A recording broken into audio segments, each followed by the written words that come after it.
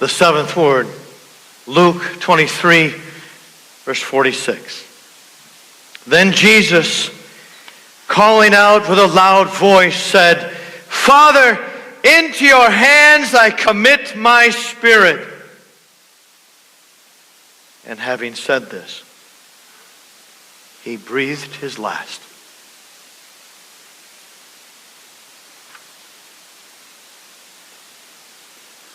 It is the end. The very end. The end of the ordeal. The end of the suffering. And Jesus, alone on the cross. Tortured. Exhausted. Abandoned by his friends, forsaken by God, gasps for a last breath, and gathers the strength for one final cry. Why would he choose to speak so close to the end? Why would he muster the last energy he had to cry out in a loud voice? Couldn't God have heard his thoughts? Unless God wasn't the one he intended to have hear. Unless his voice was pitched loud so that we, too, might hear the final dedication of his soul.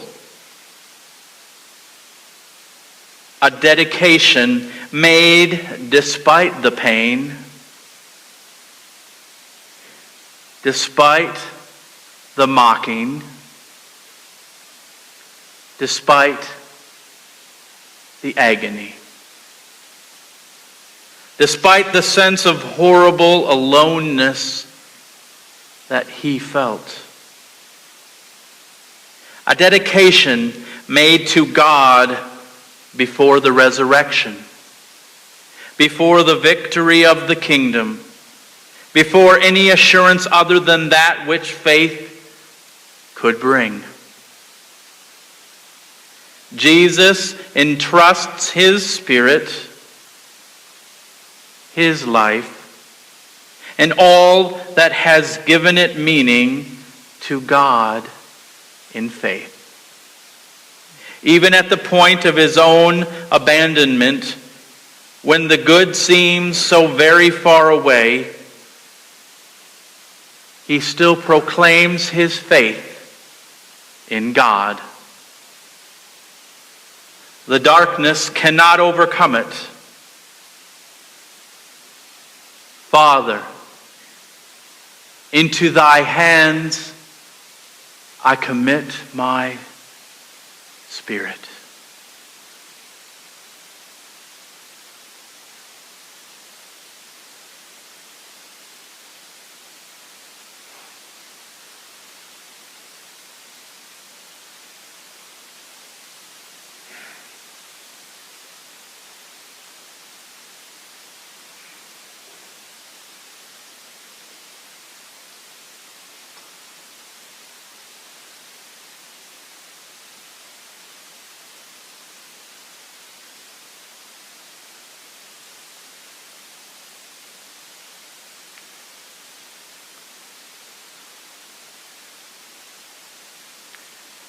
Lord Jesus, you gave your life for us. You suffered and died that we might be made whole.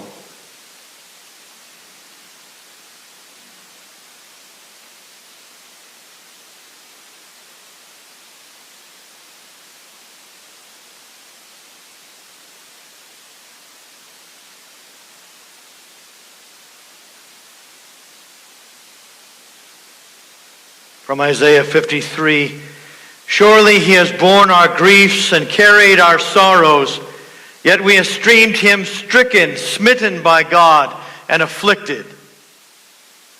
But he was wounded for our transgressions, and he was bruised for our iniquities. Upon him was the chastisement that made us whole.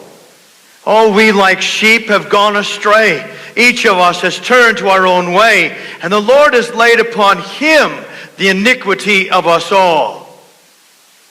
He was assigned a grave with the wicked and with the rich in his death, although he had done no violence, nor was there any deceit in his mouth.